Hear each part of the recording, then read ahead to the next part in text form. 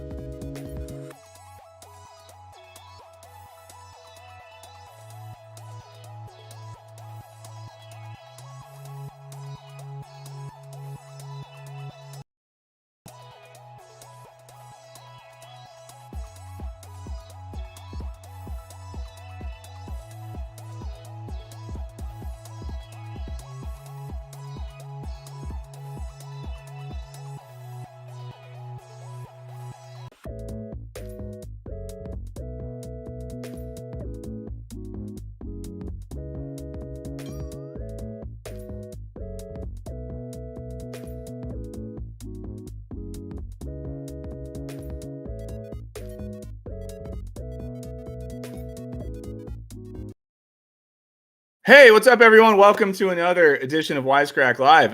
It's me, Michael Burns, producer Henry, and someone else who's here for the first time, our new friend Alice Cappelle, one of my favorite people on YouTube, and I would say that if she wasn't here. So we're very excited to have you on here today. We'll do a little intro housekeeping, and then we'll get into it. As always, friends, thank you for being here. Thank you for checking out what's going on the channel. We have some fun stuff coming down the pipeline. I'll talk about some of the new videos later. Henry, I'm doing a thing where I always forget what video came out this Monday. Do you forget off the top of your head? Or do you remember? Was it the AI girlfriend or the work video? Those are the two most recent ones I remember. Oh, it was on workplace culture, everyone. So we made a video on workplace culture and how work is starting to feel like an adult daycare center, and we use a little Foucault to talk about how you're being biopolitically manipulated to serve your company. So if anyone works, hates their jobs, feels stressed about stuff, check that video out. We have some fun stuff coming out. We have a video on Adorno coming out soon on Adorno and fascism, guys, where we're going to see if Adorno is right that everything is secretly fascist. So that'll be fun. Watch that with your families. And, like the stream while you're here. It helps us out. Patreon, all those sorts of things. Well, let's just dive right in today. And hello to everyone in the chat. Thanks to all the members who are here. We really appreciate you. Thanks for those who are gifting memberships. That's always a cool thing to do. We love a good gift economy. But let's get into it. Let's talk with Alice. So, Alice, thank you so much for being here, especially because it's evening in Paris. And are you based in Paris? I am based in Lille. So it's like Oh, up cool. north. Yeah. Oh, way better. Way and better. At the moment, I'm in Saint-Malo, which is like in Brittany. So this is, as I told you, this is an Airbnb. Like, this is not my fridge. I don't want a fridge like that. So I'm just like, I try to arrange things nicely. I put a nice little lamp over there on like a kid's. It looks chair good. Or something. Yeah. So hopefully it's gonna be, but you're probably gonna see the light is probably gonna get darker and darker as it goes. Hopefully I'll remain there and you can still see me, but. Well, that's exciting for us. And, everything we know about French culture is from Emily in Paris. So you'll have to correct us on that. Just kidding. But you do have a good video that starts with Emily in Paris. So that was an exciting one. Yeah. I'm going to ask you some questions, if that's okay. I think that some of our audience, I know for a fact some of our audience are subscribers to your channel and love your work. Some might not be as familiar with you. So I want to start with this. I don't know a lot about you, Alice. All I know is stuff from watching your channel. Do I have this correctly that you are sort of an ex-academic? You were an academic researcher at one point? I wasn't an academic researcher. I wish I was. But unfortunately, you don't get paid a lot for that, and there's not a lot of position for that in France. Yeah. So it's one of those jobs that is kind of looked down upon. And I say in France, but I know it's the same thing worldwide. So I dropped academia after doing a master's degree, but it was like a research-focused master's degree. Yeah. And what field was that in? It was in France. So I did an undergrad in English studies where we did a bunch of like literature, history. It was just a mix of everything, but I really enjoyed it because like it allowed you to kind of touch on like a little bit of try a little bit of everything. And then during the master's degree, I focused on US history. And I did my Oh. research on the Black community in the 1960s. It was very interesting. It was like this transition between the civil rights movement and the Black Power movement, Yeah. like how things kind of radicalized and everything. And my second year, I did like I worked on the free health clinics of the Black Panther Party, which was amazing. I loved it. I got to interview a few Black Panthers as well, which was great. That's Yeah. so cool. Oh, I want to. Well, later I want to email you about this because one of my good friends in the States did like a PhD project on the Black Panthers, which was really cool. That maybe you would like, and I'm sure he would want to send it to you and hear about your work. But that's very cool. Can I ask like where that interest comes from? Right, like obviously not being American, being a European, like what sparked that interest to study both American culture in particular, and then Black political culture in the 60s specifically. It's funny actually because when I interviewed people, American people, for my research, they would usually say, "Why do you care about us? Like, why do you want to know a little white European French girl? Why do you do that?"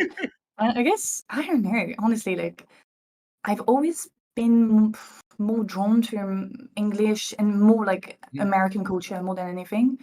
Maybe it's a sort of fascination because as a European, like we get influenced a lot by American culture. Yeah.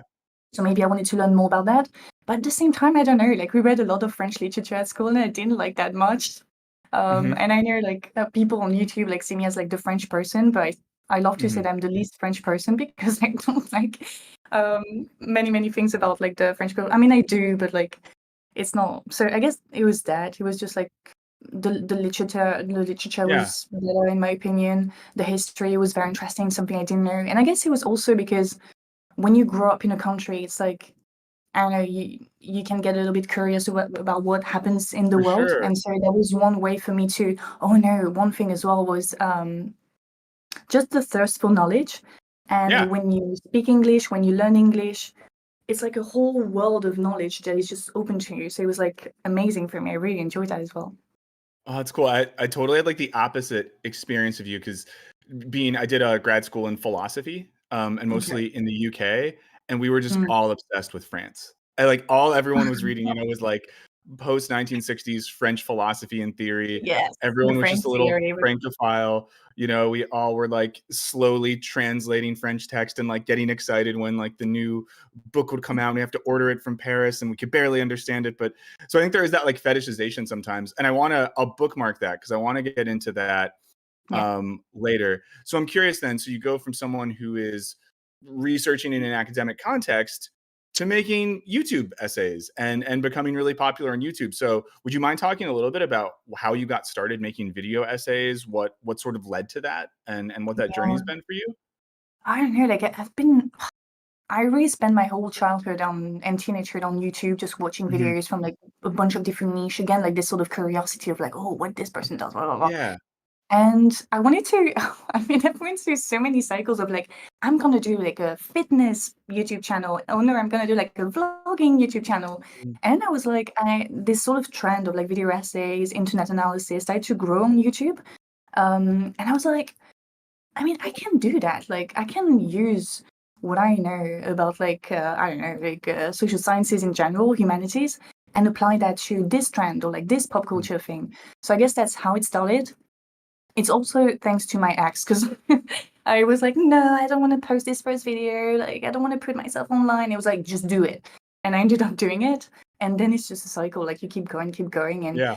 it's just really fun. Like, I really, really enjoy it. Just the ability to use like all those very serious concepts that I learned at uni, and then be like, oh, yeah, I can apply it to this show, this or that. So I guess that's how it started. That's great. No, and listen, it's always good when we can acknowledge and appreciate our exes. So I think that's a good life lesson for everyone. We don't just have to hate our past romantic partners. They can still do good stuff for us. But no, I think the way you articulate that is so great because I think sometimes, and at least, and we can talk a little bit more because I want to ask you some questions about sort of contemporary French culture.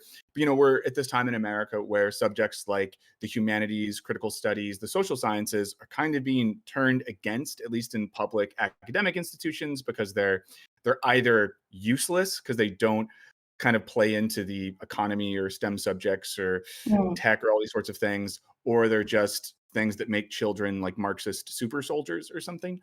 But your ability to like take those ideas and show they help us understand what the hell is going on, I think is so important. And I do think there's so many aspects of culture right now that present themselves at face value. And if we don't dig a little bit deeper, we can totally miss what's really going on. And again, Yeah, I'll true. stop complimenting you soon, but I do think that's something on your Keep channel. going, And, keep I going. think about, okay, great. But, even like your video on landlords, your video on like parasite culture, I think those two kind of relate to each other. I think do a good job of starting from this point of like, here's a thing that you think you might understand or that everyone Yes. gets, but like, so Alice has a great video, everyone in the parasite class, everyone go watch it, but it gets at the way in which the upper classes are parasitic in a way we might not normally realize. But all that to say is I think that learning to think through stuff, especially at this time in history, is just really, really crucial. And I think you're doing a good job of that. And it's important work.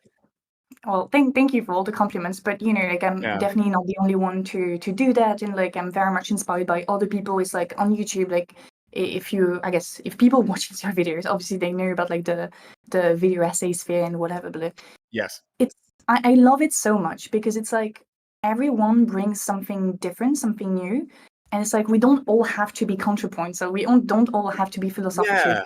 But we all like how can I say that? Like we all have our own role. Like either we do commentary and then we bring more people who are more interested in like entertainment, and then we relate our video to another creator who does maybe like more serious things, and then this creator talks about this book, and just everything connects. And this is how you get people to engage with politics, because like that really is my goal with the channel and like video essays in general.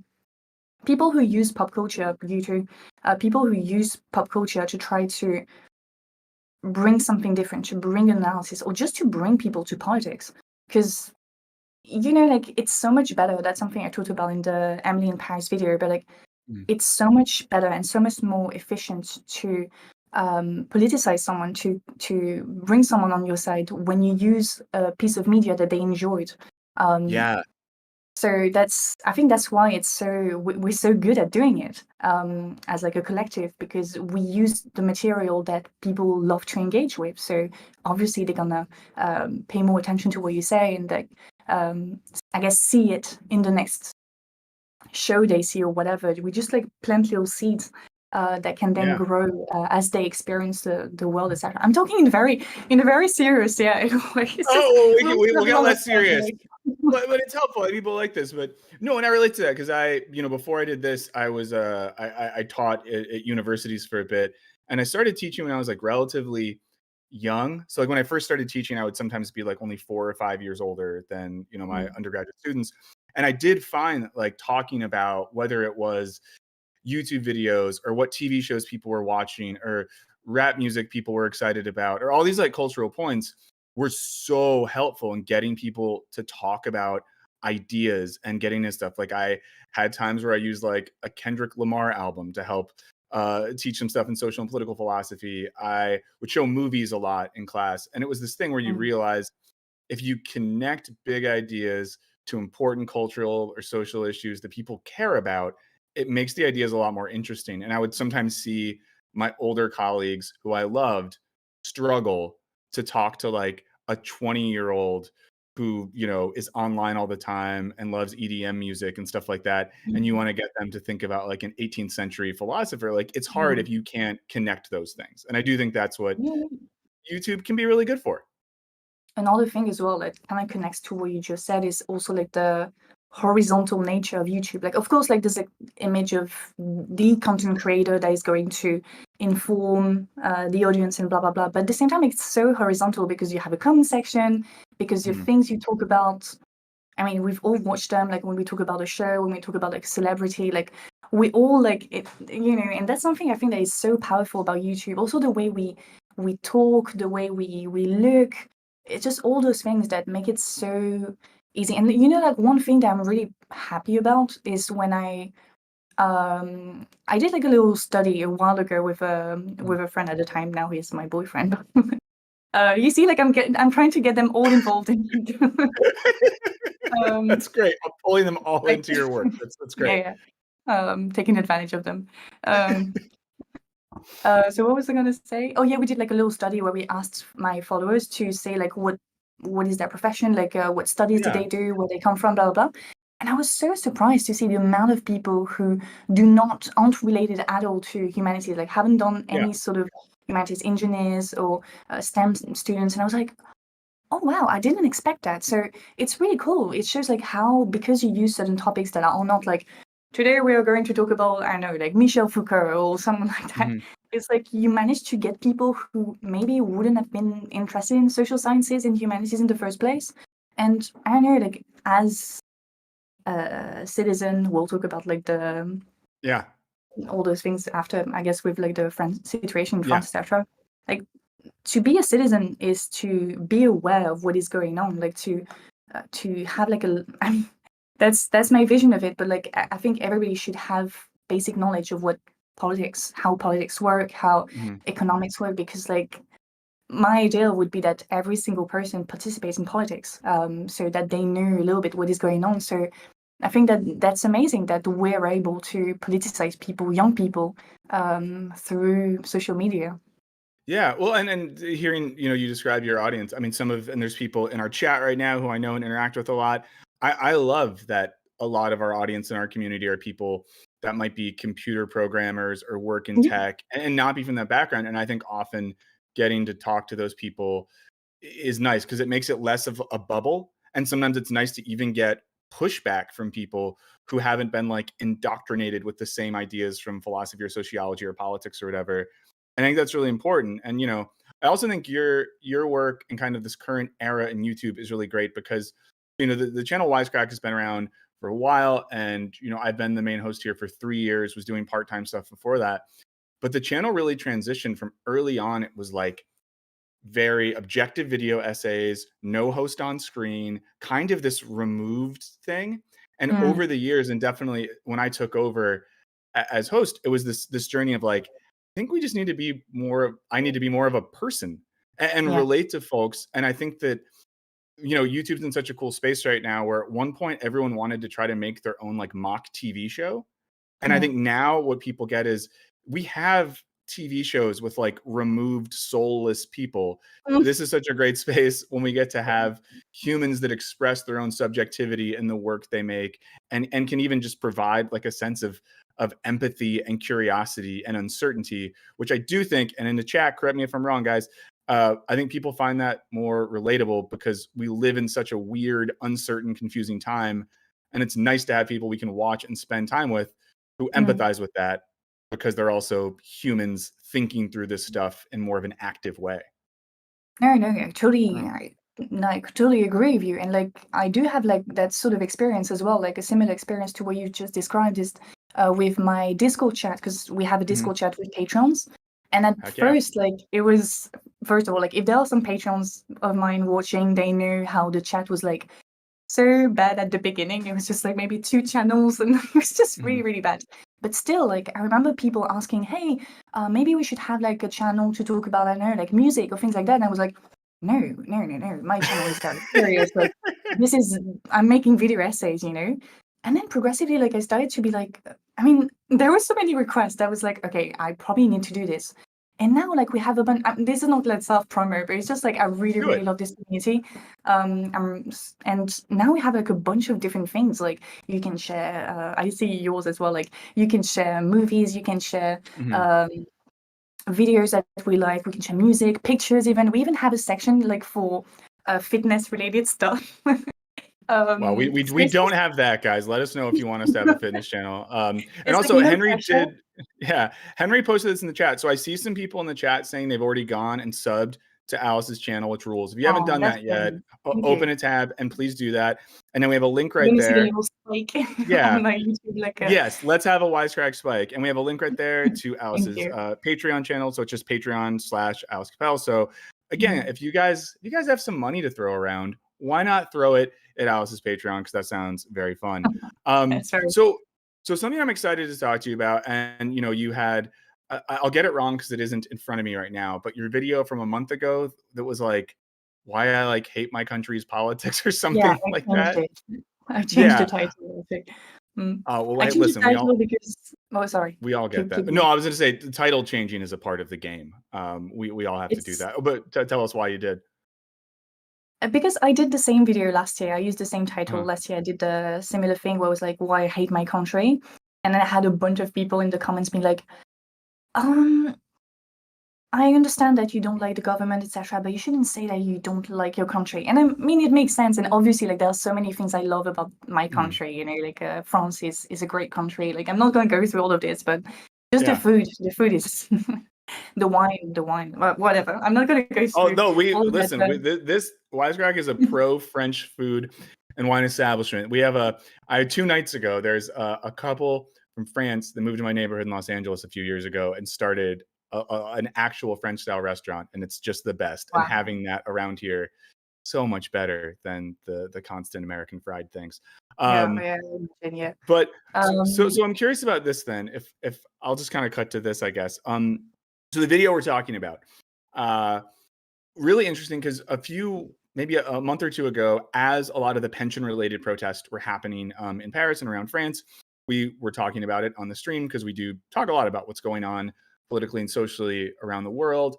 And there's always this sense more generally that the French are just different when it comes to political participation. And we can be historical, and when we look at the age of revolutions in Europe, the French Revolution just really stands out for being a much more people motivated thing, a thing that really involved people in the streets actively taking down monarchy, not just sort of slowly voting for reforms and stuff. When we look at the 1960s, in 1968, in places like America, there was like music festivals. So there was, and obviously the Black Panther movement, what was a real a moment of political activity. It was really important, but in general, it was a lot more cultural. Where you look at '68 in Paris, and you have like students and auto workers getting together to build barricades in the city, like a thing that you just do not see. And then even in a more contemporary context,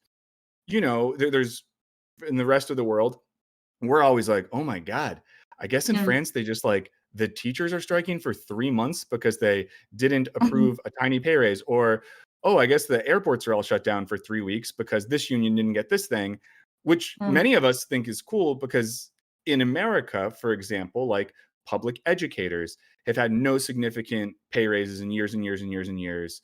But in America, if like teachers go on strike, the news is largely like they don't care about children. These people are bad. When rail workers were trying to strike in America so they could have a couple of days off to go to the doctor, our president stepped in and stopped that from happening. So I think from an external perspective, and I think we probably fetishize this to an extent, we might think of France as like the country that gets in the streets, that doesn't take any shit, that will get involved. So I know it's kind of a broad framing, but I'm wondering if you could talk a little bit, from that perspective, like where do we get that wrong? What do you think it is about that French political spirit that is so different from, let's say, the Brits or Americans or Germans or whatever it might be?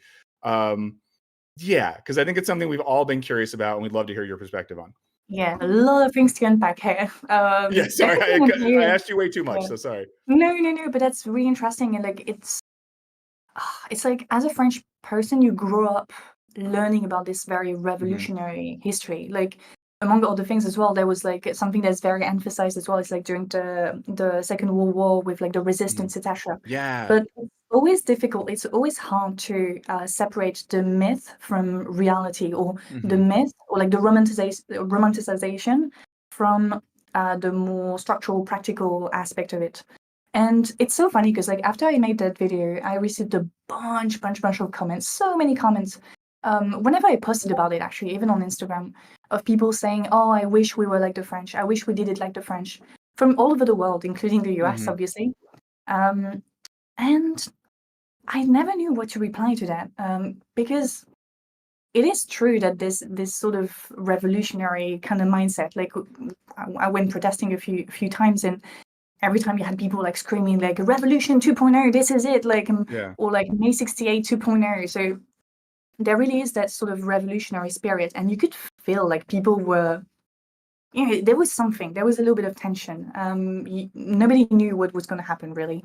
But at the same time, I think it is not always ideal to romanticize what is going on in France, because it turns all of that into some sort of like cultural, sort of French identity. Therefore, that means that the French are like that. They are like that. We are not like them. And I've seen it used like so many times on the media, even on French media, like French neoliberal media or like right-wing media. It's like, oh, French people, like they hate the rich and they are revolutionary and I don't know, like all those things. And when I looked at international media and the way they covered that, I was so annoyed, because like they've reduced it to like the pension reform, the 2 years. It was like, 2 years, kind of similar to what you just said. It's like, oh, those people, like they don't care about your children or whatever. And it's like, no, like there's so much more to that. So I'm guessing I'm going in all directions because it's so many No, but things this is good. And I think the 2-year thing is so crucial, because even,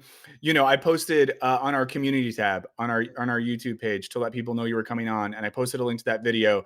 And of course, someone left a comment that was like, from 62 to 64, these people are babies, da da da da da. And I couldn't help but comment to that. Like, there's this very American mindset sometimes. It's like, and I know it's about so much more than the pension reform, and you're about to tell us why. Yes. But I think some people can have this mindset of like,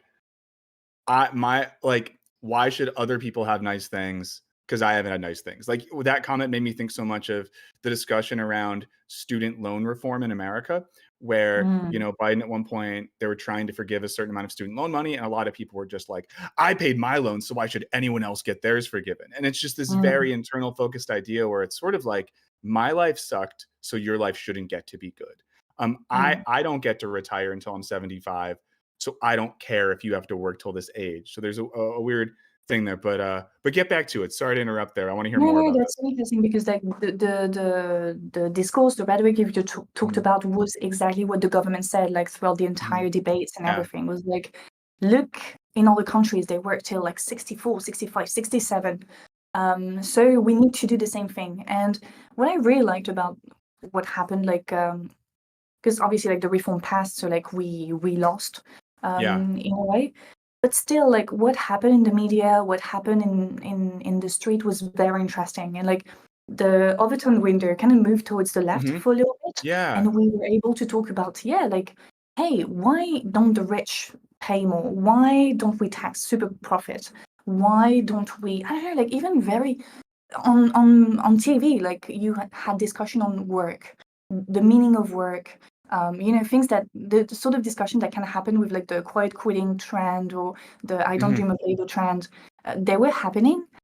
And I don't know, like it was interesting to see that happen. So I guess that's the good side of it, like in terms of like public discourse, media. Can I ask another question about what might be the good side of it? And again, very American perspective here, but in the early days of some of the pension protests in France, you see things like farmers coming to like dump shit on government buildings and stuff like that, which is amazing. But there seems to be a sense sometimes, and maybe I'm projecting here, that I imagine some of the like farmers or whatever who are also protesting this might be people who are more conservative, might be people who have like enjoyed Marie Le Pen and people from that party or whatever. So it does seem like there's this ability in certain issues in France where people from both sides kind of agree. Whereas I'll just use like the student loan thing in America as an example. Even people like on the right with student loan debt were like, I want to pay mine. I don't want like my life to be better because it's so partisan. So is that the case that in an issue like this in France, you do see overlap ideologically where people from both sides agree, or is that American projection? Yeah, no, it's definitely true. And like to be very honest with you, like in polls, the political party that might take advantage of the protest the most is actually Marine Le Pen. So it's actually the far right. Okay. Yeah. So that's something to know, because obviously, and it's interesting because like the protests that have been happening are very, very, very similar to what happened with the Yellow Vest movement. It was people from all over France, not just Paris. It was in every single city, in every town. Like that's what was really amazing about it, is like literally all France was protesting, but like everywhere. And the second thing as well, as you said, like you have people from various socioeconomic background, but also like political background. People who are apolitical but just do not want to work 2 extra years.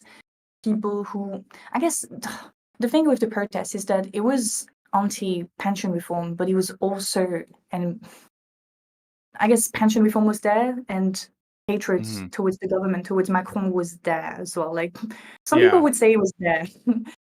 So I guess everybody who disliked the government was like either protesting or like, like being against the reform, because the people we saw in the streets obviously were more left-wing. Like it was like the trade unions, and they are historically they are left-wing. The people who supported the reform, maybe from afar, could be the people who will end up voting for Le Pen. But yeah, that's the sad reality, is that all of that was very much powered by trade unions, so by the left, will eventually benefit the far right, who's remained in parliament. They remained very silent. They didn't talk much.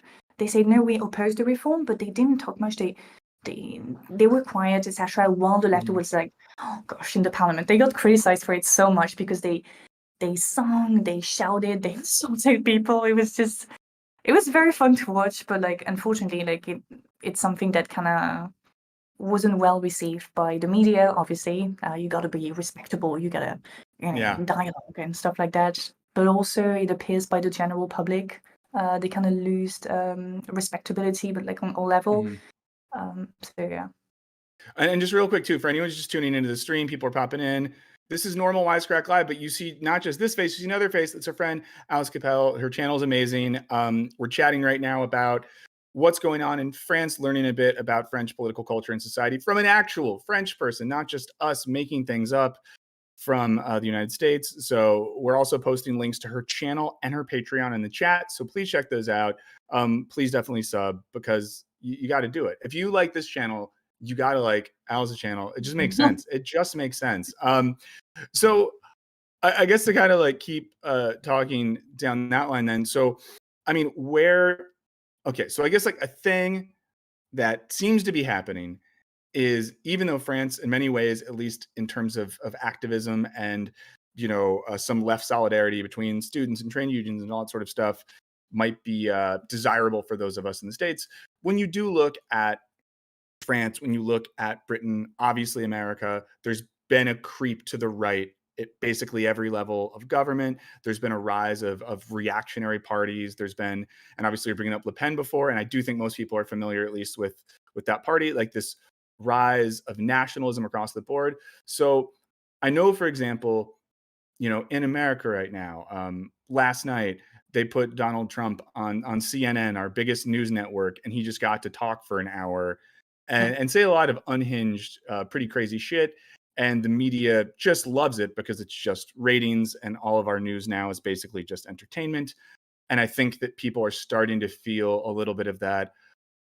Maybe things aren't going to get better. Maybe this is just what it's like now. So maybe you could describe, like, as a younger person in France, what is the political and social mood? Like, how are people feeling? Is it just that? I don't know, but I'm just curious from your perspective, what it feels like right now.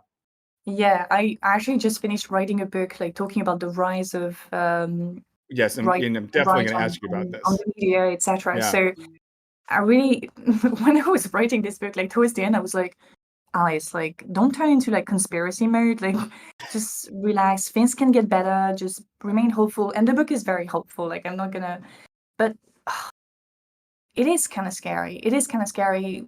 I guess the thing that scares me the most is like how right-wing media on social media, the Daily Wire, Jordan Peterson, like how influential they are across the globe. And like in France, like it's insane, like the amount of videos talking about those guys and like how young people are getting introduced to those ideas, like because the videos are translated and everything. So you're saying that like people like Peterson and Tate are as influential in France right now as they are, in America, Canada, and Britain. You're seeing the same thing. Yeah. Which sucks, to be clear, but yeah.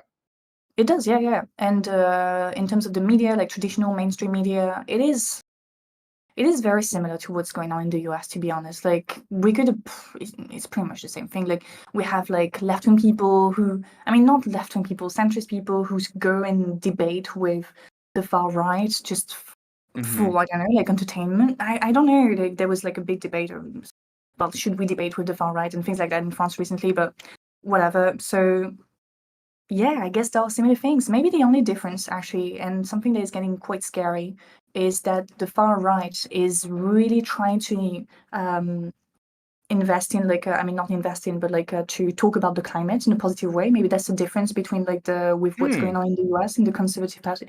The far right in France has decided to be like, yes, we're facing a climate crisis, but our solution is to close borders, is to prioritize goods coming from France. So, you know, like, God, so it's they're always the making same it thing. a nationalist issue? Yeah, exactly. Oh, Yeah. Mm. I mean, that's a level of like, I would say evil genius that we don't yet have in America, where someone could take a seemingly populist, progressive issue and then pervert it so that somehow it's like the fault of migrants or the fault of, Mm. foreigners or whatever. So that's It's rough. insane because, like, when you listen to this, like, it's like, as like someone who cares about the climate, it's insane to watch those things. You know, like the things they say. They get people talking about like insects. Oh, have you noticed that we have less and less insects? And obviously, like, people who vote for Le Pen, like, will be, like, there are usually people living outside of big cities, so closer Yeah. to nature. So these are things that will resonate with them.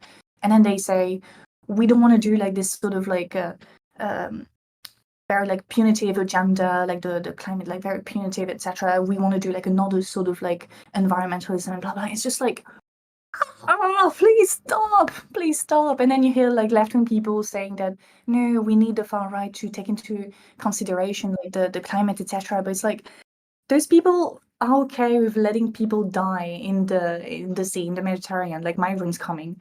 So like, just from that, like, don't, no, please no. I'm Yeah. sorry, because like, I get emotional when I talk about that, because like it No, really it's is fine. scary what's going on. So but yeah. Yeah. I guess a related question then, I'm just curious about this. Like in the French media these days, how much space is there for, I guess, more nuanced, critical, progressive perspectives? And I asked this, in like 2007 or 8, when I first got like really into French politics and philosophy, I would sometimes, read in my horrible French, like Le Monde and some other like French sources, and I would be like, oh my God, like philosophers are writing op-eds in their papers. I used to read Mm. like when Alain Badiou would get to write about like immigration or politics or whatever. And I was like, this is crazy. They have like Marxist philosophers who get to go on the news sometimes. And I think there's, and in America would never have that. But from what I've noticed in some of your videos, like, you know, is there space for that still, or is French media becoming kind of like Mhm. the rest of political media these days? You have like big institutions, so like I guess Le Monde would be comparable to the New York Times or maybe the Washington Yeah. Post. They really like, I guess something that they do more now is like the opinion section, where you have like either like very problematic, or maybe like Hmm. where they get people with who are a bit more extreme in their ideology. So I guess there's that. They do keep that sort of respectability. They haven't changed much, but Hmm.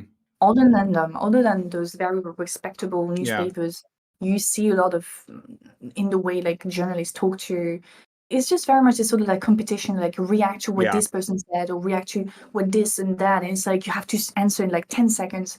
But luckily there's this show called, for francophones, or Mm. for French people, if there's any in the chat, or will maybe recognize that, but C'est ce soir, Hmm. C-E soir, Hmm. S-O-I-R. And it's a great show. I mean, it's a great show as like a left-wing person. It's like center left, Yeah. I would say, where they invite people from, and they just let them debate, experts. And that's a commitment. It's like they only invite experts, which is like, but Oh, when I that's say great. experts, I mean like researchers, Yeah. philosophers, and that's great. That's refreshing. Because yeah, you get to form your own opinion with people with various opinions. So that was very refreshing. The fact that we have this show that is gaining popularity as well. Oh, that's great. I wanna look that up Mm. and try to watch Yeah. some, and pause a lot to be like, wait, did they just say this? So you mentioned this before. But so I know that you have one book coming out. Is that the book you were referencing, Collapse Feminism? Yeah, it is. Yeah. It's coming out Right. in November. Yeah. Awesome. And someone asked in the chat, will that be translated? But is it a book? Did you just write that in English, or is it a book that you've already It's in published in English. French? Yeah, Okay, it's in great. English. Hopefully it'll get translated in France, in French. That would be amazing. We'll see if it works, or we'll see how it goes. I'm lucky because I already have like an audience, so it's easier for me to share that with the audience. So hopefully it will have a good start. But we'll see. But I'm really optimistic. I put like so much work and effort, and just it really is a journey, like writing such a big thing like that. So yeah, I'm Can you super tell us excited. a little bit about? Yeah, can you tell us a little bit about the book? I Oh mean, gosh, not. I haven't Oh, prepared no, and if that's every too much time. pressure, and then definitely I'll say this too: if you're in the chat, you can. I'm pretty sure you can pre-order the book.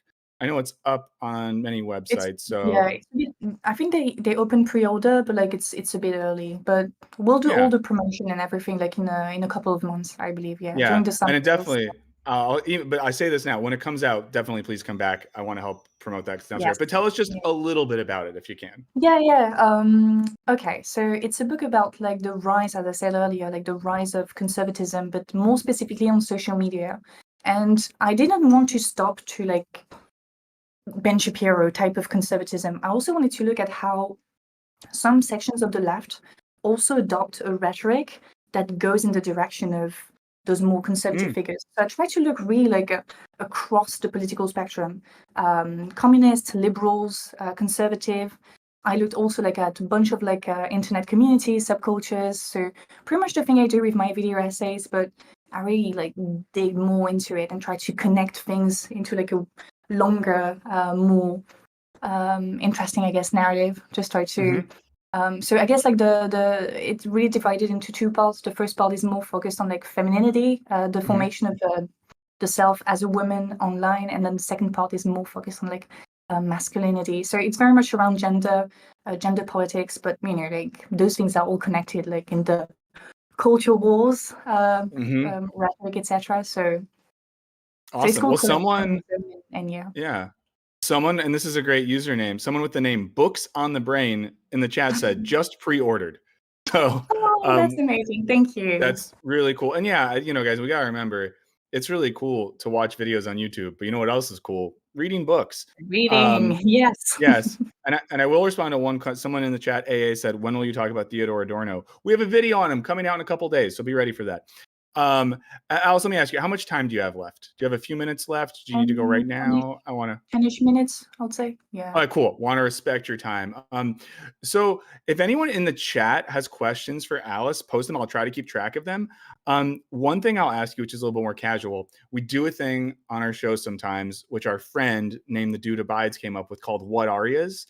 And it's where people share what media they're enjoying, whether it's books, music, movies, TV shows, video games, things they're liking. Wondering if there's any pieces of culture that you're enjoying these days that you'd want to share, and especially if it is French media, which many of us don't know about. We would love to know about this. All we know, ce soir. Did I say it right? What was it? Ce soir. Yeah. Ce soir. Ce soir is a good rec. Yeah. Yeah, but is there anything else you'd want to share? Yeah, usually people ask me about like French channels that also deal with like left-wing politics and things like that. A great French channel is called Usul. I mean, that's his name. Usul, Usul. He posts videos every 2 weeks. It's only in French, and I don't believe there are subtitles, but like, he's great. Hey, it's a fun challenge, guys. Watch French videos and try to understand it. It's a good language lesson. Without any vocabulary, without any help. Just try to get it. So yeah, there's him. At the moment, I'm reading, and I should have started earlier, but I'm reading My Year or A Year of Rest and Relaxation by Otessa. Oh, yeah. I don't know if you've heard about this one. It's interesting because like it very much, some people say that it describes the life of a femcel. So I wanted to kind of look at why would they say that, etc. I'm like a quarter through it, but it's very interesting. It's like this woman hates people so much that it's like really hard to read. But like somehow it's interesting, it's challenging. So I kind of like this book for the moment, but we'll see how it goes. So I guess that's a good one. Yeah. Someone asked, and I'll broaden this out. Chris asked, what's Alice's favorite philosopher? But maybe just like Do you have a favorite like writer, theorist, philosopher, sociologist, someone like that who you've been really inspired by? Someone who's very well known in France, but not much in the US. And every time I talk about him, I mean, in the US, like internationally, every time I talk about his concepts, people are like, "Oh, that's so cool." Bourdieu, maybe you know Bourdieu. So Bourdieu. And he's a sociologist, and he wrote on pretty much anything, but he's the one behind like the habitus concept. Maybe some of you know it, like the economic capital, social capital, cultural capital, all those things. I use cultural capital in my next video as well. So he's really cool because his concepts are really accessible, but at the same time, they make you see the world so differently. I kind of blame him for one thing though. It's that after reading Bourdieu. After reading Bourdieu, it's gonna be impossible for you to just walk in the street and not want to analyze every single person or be like, oh, this person must have like high cultural capital given how they're dressed and this habitus. I think they are conservative, things like that. It's very difficult. I have this problem where I can't stop but like putting people in boxes, like whatever. So Bourdieu is one that I'll recommend people to.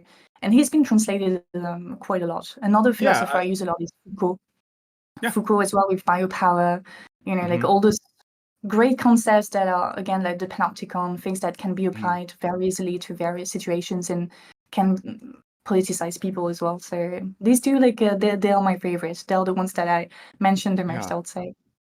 Well, everyone, now you have that on your reading list. And then someone asked, and this is a person who's a teacher, and they say, every year I cover the French Revolution in an American school.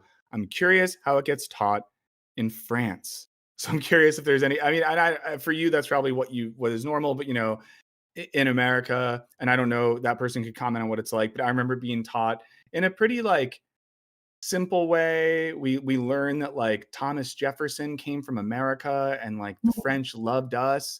But then we cut to the terror, and then so much focus is put on the terror. How is it taught there? I don't know. All memories. Yeah, I know it's a while ago. Yeah, the terror is something we did insist on quite a lot, actually. I don't know, just Robespierre is a person that we spend a lot of time on. Just the organization of the assembly. I guess we much focused on like what happened like right after, and not too much on like people get angry because people had privileges and we all wanted to kill them. We put that on the side, I guess. So yeah, I very much remember like the what happened during, but also right after, like how people organize, etc. Like the parliament, more like the structural aspect of it, I would say. We don't nuance much what happened as well, like the involvement of like the bourgeois class, which sometimes is kind of toned down for like the people of France like just rose and like killed all the kings and everything. But we have to remember like the bourgeois class was very much like behind it as well. Like they wanted to get the privileges of that class of people, like the kings, the nobility. So yeah. We have someone did ask if France and Mexico can be friends again, despite Cinco de Mayo. So as a representative of France, are you comfortable having your country be friends with Mexico? I don't know. It's a big decision on your part. It's a big decision. I can't answer this question. Yeah, you can ask your committee. Okay, so last thing I'll ask you, and I'll let you go. So everyone already knows this, and I'll say it again. Guys, we've been linking it in the chat. You should subscribe to Alice's channel if you have not already. And if you're someone, this is what we say about our channel, so I'll say it about yours. If you have the money, if you're someone who like does pretty well, you can throw around money here and there, why not sign up for her Patreon? Just why not? So consider that as well. Can you give us some hints maybe about some stuff you're working on that we'll see on the channel soon? Actually, maybe a project I'm maybe working on with a secret channel. I won't talk about them. On actually like what we talked about earlier, like the cultural aspect of like it's really like a part of French identity to just protest all the time, blah blah blah. So that's one thing. That's a big project. I'm also working on a project for a French YouTuber on like not the history of pornography, but more like why do we have so many illegal stuff on porn websites? So that's one thing as well that is quite interesting. Very different things, but But personally, I am working on a video that will be released very soon on Monday, hopefully, on the concept of healthy masculinity, positive masculinity, trying to look at that. Is it positive? Is it negative? Like, what to do with this concept, basically. Ooh, well, I'm very excited. I will admit that I've been for a while now researching and working on a video we're going to do called something like "What's Wrong with Men," where I've been reading way too much about Andrew Tate and some of those people trying to understand like the psychology of a certain type of internet masculinity. So I'm going to be very excited to watch that, and maybe you'll make us more hopeful about masculinity not just being this wrecked concept. Hopefully. Yeah, and someone did ask in the chat, what does that have to do with how money works? We're going to talk about money some more for the rest of the stream, guys. We can't keep Alice here for 2 hours. She's in France. It's nighttime. There's stuff to do. Okay. Yeah. Okay, so we'll let you go on that. Thank you so much again for coming on. Would love to have you back at some point. And again, huge fans. Maybe, or yeah, for sure. So huge fan of your channel, the work you're doing. Again, everyone, Alice Cappelle, follow her channel, join her Patreon, say nice things, all the sort of stuff. I get so many hate comments. Please say nice things. Don't be weird in the comments, guys. Just don't be weird. Just be nice. Imagine what it would be like to go in the comments of a video and just think to yourself, what would it be like to just be nice and normal? Just try it. Every time you go to the comment, I'm joking, but well, awesome. Well, thank you so much. We really appreciate it, and have a lovely evening in your Airbnb. Thank you so much. Thank you so much for having me, and bye everyone. Later, Alice. Okay, guys. Someone just said I prefer Patrice O'Neill instead of Andrew Tate. I don't have any context for the discussion, but I just like someone bringing up Patrice O'Neill. So thank you everyone for hanging out for that. Thank you for subscribing to Alice's channel. Someone who we like a lot, who has a really interesting channel. And I think a thing I like about Alice's channel is she does something similar to some of the stuff we're working on and does it in a really cool way, looking at culture and internet culture and simply telling us what the hell's going on and what it all means. So please check out her channel if you have not already. Someone said, what was the French YouTuber? I think it was Yusul. And you know, guys, if there's anything she said you forgot, you can rewind. There'll be a VOD later, so you can do that. But I'm excited now to get to really focus in on the real loves of my life, which is the chat and everyone in the chat. So there you go. Producer Henry, how are you doing? I'm doing great. Cool. Just need to check in, make sure you're feeling and doing okay. I thought that went pretty well. What do you think? Yeah, that was a very engrossing chat to listen to. There's so many questions in the chat. I feel like I want to. I know. I'm sorry we couldn't get to them all, guys. Yeah, but no, yeah, very, very fun time with our guest today. Yes, so that was great, and let us know, guys. Who else you'd like to see us chat to, because we like having guests on. Hi, Yuntown. What's up, Natasha? What's up, Joe? This French show is like c'est soir or something. I don't know, guys. Don't make me say things in French. I'll clip it for playback later, so people will be able to find it in clips. Yeah, we filmed Michael. I need to look at that ASAP. Yeah, we filmed a video yesterday where I had to pronounce something in French, and it was a struggle. So here, guys, let's jump right to, before we get into some videos and some other stuff, let's jump to Overshare Corner for a second. I would love to interview FD Signifier. I don't really have any point of connectivity with him, but maybe I'll reach out. So real quick, station identification. We're halfway through the show. This is Wisecrack Live. I'm Michael Burns. I'm here with producer Henry. We were just with Alice Cappelle.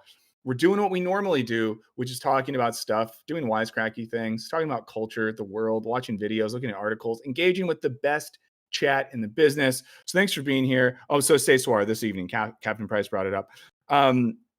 So that's what we're doing. As always, we have a Patreon. You can check it out. Patreon.com/wisecrack. It's a way to support us directly and financially. If you want to, if you join the Patreon, you get on our Discord server. So that's great. For those of you who are YouTube members, which we love, we finally got the budget approval for more emotes. So we have a graphic designer designing new emotes. And when I was asked what they should be, guys, I said some crazy stuff. I had to say, like, can we get one that says raw dome? Can we get a 666 Satan emote?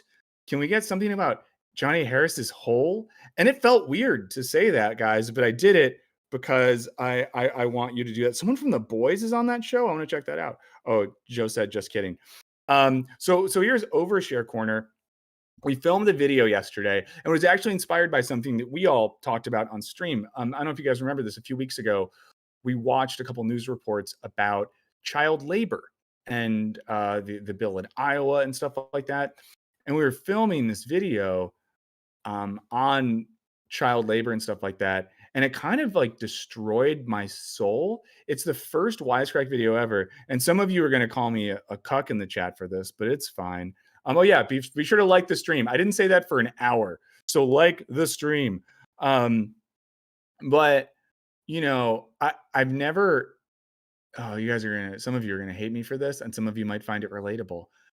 I started crying when filming this video because, you know, we get into accounts of like 15-year-old migrant kids working at factories in horrible conditions, and how like parts of these bills that are being passed have provisions like if a kid dies at your factory, you're not liable. It was really, I don't know, guys. It was fucked. And I do not envy, I don't know, whoever's editing that one, because I kind of lose it a little bit. Guys. But know that if that comes out and you see me losing it, it's not performative. I was really feeling it. And you know, if you're here regularly, you know as well that I'm on the precipice of becoming a parent myself. So I'm sure part of it is that, like, getting in the mindset of being a parent soon, and then reflecting on what it's like for kids in those conditions. But it was just tough. It was truly like a tough hang of a video. So there you go. You'll check it out. But that was me wanting to share that with you. Another thing I'll share really quick, and this is a big pivot. And I don't know if I know Chris Maverick was here earlier. He was involved in this a little bit as well. There was a philosopher, and I forget her name now. It's an Australian philosopher who tweeted this week something like, where are some non-woke philosophy departments where I could do research? And I wasn't even mean, guys. I just responded and said, you have a PhD in philosophy and you're unironically using the term woke. And then she blocked me and blocked a bunch of other people. And then Dr. Professor Christopher Maverick, PhD, started looking into stuff, and so did I. And this is someone who's just like writes long defenses of J.K. Rowling and is like really turfy and just sucks. But it was just funny. Yeah, Carson said stuff has been dark lately. It builds, hit me every once in a while. Yeah. So Allie Cattail says, wait, you're human? And someone brought up the early 1900s and factories. It is like that, guys. It is getting like that. So, you know, yeah. And Natasha says, what is non-woke philosophy? Guys, I don't know. It's so, I mean, the funniest part about it is that philosophy historically, by a certain metric, you could say, even though I think that wokeness as it's used by those people means nothing, it's always been a kind of like woke discipline, because the whole point, and this is, you know, The Republic, book 6, Plato's cave. It's like you're basically getting woke. Your eyes are being awoken to truth that lets you see past crass ideology and imagery and stuff like that. So there's something very inherent there. So there you go. But hey, like the stream if you're here. Glad you're here. Let's do some YouTube stuff. So I have not watched this video. Some of you recommended it in the chat, in the Discord chat for Wisecrack Live. Also, our Discord, guys. It's been a wild week on Discord. Someone, I don't know if you're here, I don't know if you watched the stream. Someone posted a video they made about how I'm wrong in our Discord. And it didn't make me mad. I appreciate it. But someone made a video about the video that we made where I talk about Jordan Peterson and Marx and how I'm like wrong. And there was like 3 days of debate on the Discord about Peterson and Marx. And I wanted to participate more, but I just don't have the time. Like our boy Lux, Michael Luxembourg, he just has this frenetic energy and can just respond and do all this sort of stuff. But I try to respond a little bit. Yeah, Chris says that's literally Plato's metaphor. It's real crazy. It's real crazy. Phil Gut says is Discord Patreon only. It's Patreon only, and as of right now, if you sign up for a YouTube membership, you also get on. Some of that might change in a little bit, but I don't know. But hey, if you join our Discord, join our Patreon, become a member, you're allowed to post videos about why I'm stupid. And to be fair, this person did not say I was stupid. They just thought I was maybe wrong in some stuff. So there you go. So someone posted this video in the Wisecrack live chat. It's called "What a Venture Capitalist Actually Do." If you're a startup, you need them. If you're and what is and this channel is called Good Work, right? So I've never watched this channel before. I didn't watch the video when it was posted. Sometimes when you all recommend videos, if I think that we might watch the video on stream, I don't watch it beforehand because I want to react earnestly and honestly. What's up, Pizza Destruction? How are you? Being John Wokovich? Someone write that movie. That would be fun. Carson says they don't have time for debate anymore. Yeah, guys, this is one of my hot takes. We have a lot of debate people on our team. You know, our director, Lux, our head of editorial, Amanda. These are people that were in debate growing up. They were debate coaches. And I just can't do it. It's not a debate person. Maybe it's because I'm a little bit older than the rest of the Wisecrack team. Not that much older, but a little bit older. I just don't really like debating. If people, and even like the person who, was criticizing my reading of Marx or my reading of Peterson's reading of Marx, doesn't offend me, but I'm just like, I just don't want to debate. Like, I responded with one post that was just sort of like, here's what I think. This is what I think. If you don't think that, that's cool. I don't care. I know what I think. I've done the work to arrive at a position that I feel good about. Oh, also quick update, bouncing around a bit. Last stream, you guys know that I was wishing my wife a good luck when she left to go to her PhD defense. She passed, and yesterday I was at her PhD graduation. So my wife has her PhD. Yeah. I did post this on my social media. I guess it means I have to quit mansplaining to her. Any argument, I could just be like, well, honey, as a PhD. And now I can't do that. So now we finally have equality, and misogyny is over in our house. I'm just kidding. If any of you thought I was being serious, I was not being serious. But there you go. Someone in the chat said debate does not lead to praxis. That's kind of what I think. And I know that that's not what a lot of people think. So there you go. Let's watch this video. This guy has a jacket on and a microphone. It's giving me Channel 5 vibes just from watching this now. And I know that's weird to say because Andrew Callahan did some not good stuff, but let's not get into that. Let's check this out. Wait, hold on. Let's see. Dead Car did say with my position on debate, could be because you're older. Could also be because people argue over everything these days and it's draining. And thank you for all the congrats. I'm going to pass those on to her, and I hope she'll appreciate that. But it was really exciting. And you know what the cool thing about being at her PhD graduation, and this is the University of Southern California, I got to watch all these people graduate from her department, like English and creative writing, but from sociology, psychology, philosophy, political science, chemistry, neuroscience, and hearing all these projects was just insane. Like hearing like 100 or so people, and they would announce their dissertation when they walked up. And it was just like, damn, guys, some people are really smart. And I got really heartwarmed as well by the other grad students who were like cheering on their friends with these specific projects. I really loved it. And then part of me was also like, oh man, I hope they're okay. I hope all of these new PhDs are okay when they enter the world. But it was exciting. So let's watch this video about what venture capitalists actually do. Before we start it, I'll share what I think venture capitalists actually do. I think venture capitalists are people that have a lot of money, and they have so much money that they can invest that money in lots of different stuff in a gambling-esque way, and they can fail a lot as long as 1 in every 10 things works out.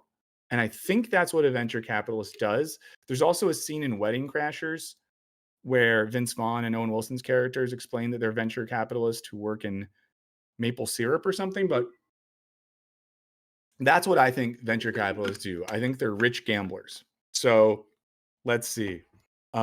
Someone said something in the chat that I think is very funny, but I'm not going to read it out loud. It was very funny. And if you think it was you, there you go. Let's watch this video. Startup, you need them. If you're on Twitter, you've seen them. And if you're the Patagonia store at 770 North Point Street in San Francisco, they're probably inside of you right now. Of course, I'm talking about venture capitalists. And today, we ask... Whoa, this guy's really going for it. I will say this, I wasn't ready for that. I wasn't ready for this guy to really be going for it like that. I'm here in beautiful Silicon Valley, California, the home of venture capital, which Investopedia defines as a type of financing that investors provide to startup companies and small businesses that are believed to have long-term growth potential. Sure, but over the last decade, the investment arm of the startup community has created a buzzy culture around itself, with some of its most successful operators becoming famous in their own right. So do these mostly guys really just invest in companies, or is it something more? Our investigation began with this is cutting so much. I will say that like all the cuts in this one, I feel like I should have taken a full dose of medication today. A real-life venture capitalist who we lured into our studio by telling him we are two young Stanford grads with a hot new startup that's like if Uber and GitHub had a baby whose skin was made of Allbirds. My name is Sheil Manat, and I am a general partner at Better Tomorrow Ventures. Oh, so this is fun. He's really doing it. I wish I could do stuff like that. There was a period where we were trying to make more stuff where I got to like interact with people, and I was really excited about that, but it didn't do very well, and no one wanted to give us money to make it. But there you go, guys. You can't always get what you want in life. We find really small companies and give them money and time and hope that they become big companies. So that's pretty much it. All right, but lots of people finance projects that need money. Banks, the government, my sugar mama Bess. Oh, this guy works for the Morning Brew company? That's interesting. So what besides designer mushrooms are these guys doing that's so unique? You look for crazy ideas that, if they become true, are going to change the world. They would say that they are funding the innovation economy. If we didn't have venture capitalists, we wouldn't have Genentech or Intel or Apple or any of the great American companies that have brought us all of these innovations that we use in our everyday life. And that's true. You know, you can't dispute that. Fundamentally, the job... Yeah, it's one of those things where when people talk about the New York Times reporter just there said the thing about how, you know, venture capital has done all this good stuff, but it's just sort of like they've done it because we've created a system by which we need that. I don't know. It's a tough one because like venture capital is this thing where when people want to do really impressive large scale projects, I guess someone has to pay for it. I don't really know what the like progressive answer to that is though, guys. I don't know. Maybe capitalism wins that round. Someone says he's sipping for net. It kind of looked like it. Yeah, someone said they just ordered Schedule 35 and feel attacked with a designer shrooms remark. I know that was a little intense. Yeah, I don't know if that was coffee or whatever, but yeah. The job of VCs is to take long shot chances on small businesses with huge potential, which must mean that everyone in venture capital invests in small companies and makes mad bills. Case closed. You usually lose money when you invest in a startup. Never mind. In aggregate, startup investments typically outperform the market. So you probably, if you're going to invest in startups as an asset class, you probably want to make 20, 30, 40, 50 investments. Turner Novak is a writer and investor at Banana Capital Ventures. I think it's pretty funny to name your company Banana Capital, which focuses on young startups like Be Real, Tiggy, Mio, Peanut, and other companies that sound like Teletubbies. And if you're just, you know, a normal investor who doesn't do this as a full-time job, it's probably unlikely that you'll be able to find 20 to 50 really good. HG Field says, did I miss Alice? You did. But here's the thing. All our streams go up as VOD, so you can go watch it later. You could rewind right now and just watch that if you don't want to be here with us. But you can watch it later, and I recommend that you do. It was really good. I think it was a really good conversation, guys.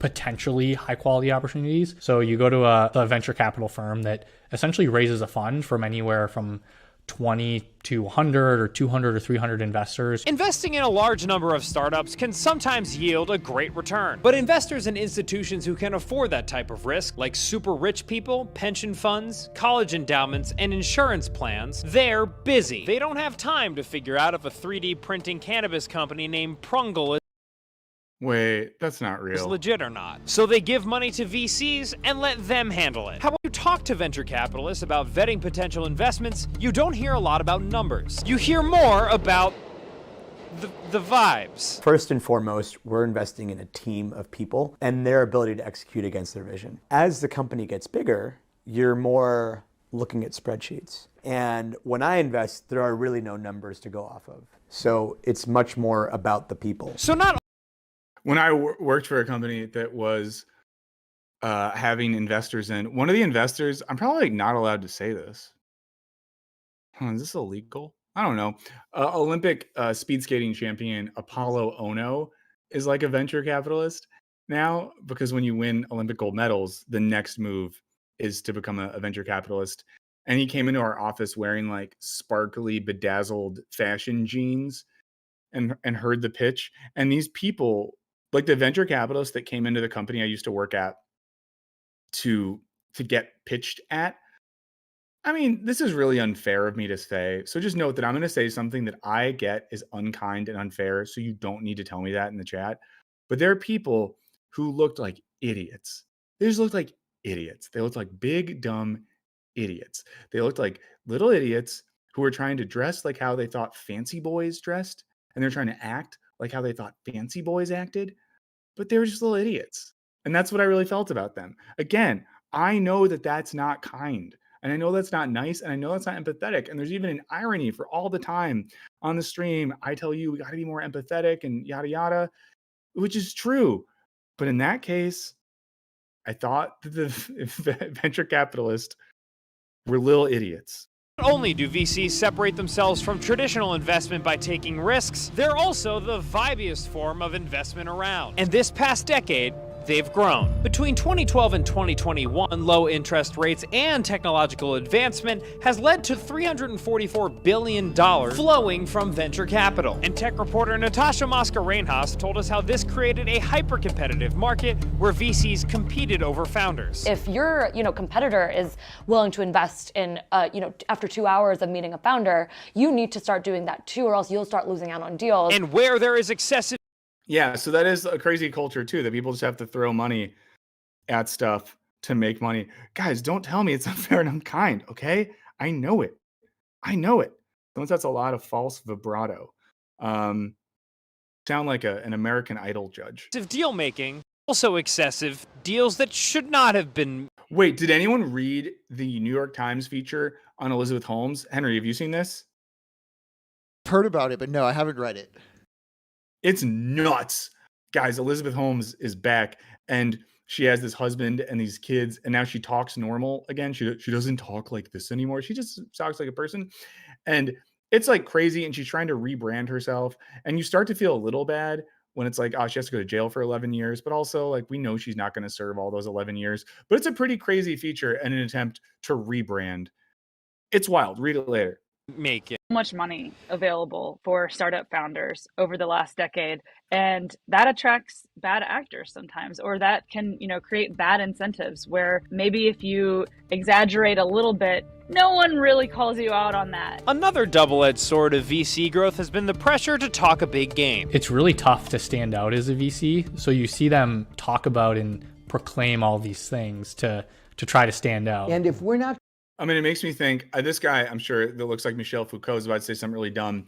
But what's the character in Silicon Valley who's the VC who drives the fancy car? I forget his name. I haven't watched the show Silicon Valley in a while. But that's what those people are really like. They're really like that. They're all flashy and shit. It's really annoying. creating natural skepticism, usually the idea isn't disruptive enough. So I'm going to talk about culture and revolution today. I've made more in the last 8 years compared to the S&P than Buffett did in the first 8 years of Berkshire. Buffett did 1,000 points of alpha. I did 1,800 points of alpha. Guys, he did 1,800 points of alpha. I mean, do you know what that means? He did 1,800 points of alpha. I've only done upwards of 12 points of alpha.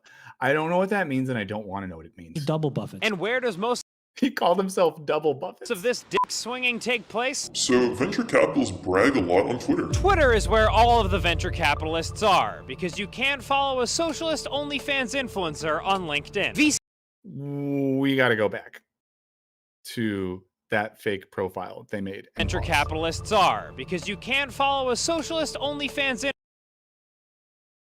Communist Manifesto. Wow, guys, I just want to look at this for a little bit. Marky Marks. That's just amazing. That's really cool graphic design, guys. Yeah, everyone, let us know your alpha, how much alpha you have this week. We want to know everyone's alpha scores. We love your when you do alpha.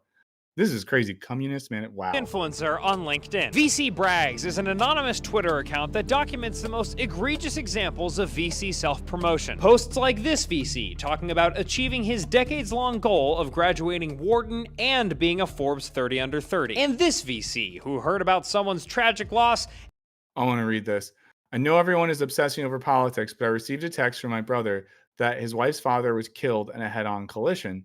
Just another reminder, tomorrow is promised to no one, and to make the best of each day. That's very sad.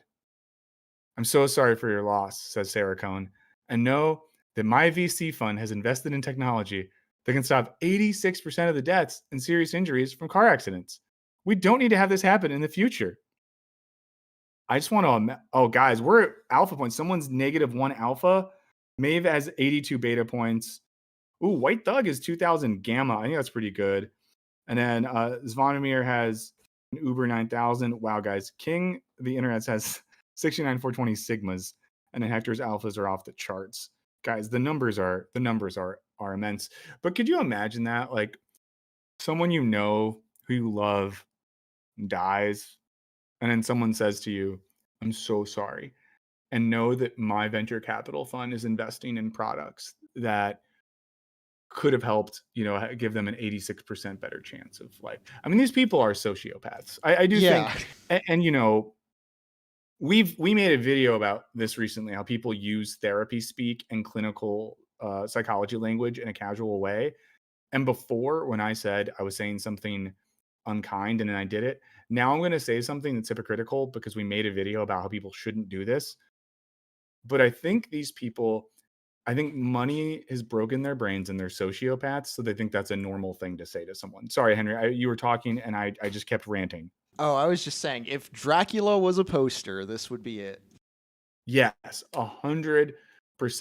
I do think, I don't want to get into this too much right now, guys, but it's one of the reasons I got really upset when we were filming that video on child labor yesterday, because I couldn't stop my brain from just thinking like, why are people this bad? You know what I mean? Like, why are people capable of being that bad? Like, none of you are bad. You guys are full of alpha. You're full of gamma. You're full of sigma. You're full of beta. You're just crushing it. I'm seeing some people Z too. 1 million Z. Guys, I don't even know how we're not blowing up the YouTube algorithm with all this energy in one chat. Hey, if you haven't liked the stream yet, do that. That'd be cool if you did it. If you don't have to, but if you wanted to, it'd be cool. So, and took the opportunity to promote their fund. And this VC who says that while the rest of us are, I'm saving lives, literally. Guys, literally, you're literally saving lives with your tweets. Your tweet is literally saving a life.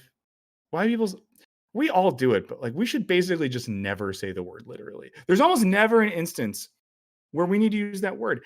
I'm saving lives literally with my tweets, and you guys are quibbling over whether I use the correct jargon, which I'm fine engaging with, but that couldn't matter a bit. I'm going to cover my mouth when I say this.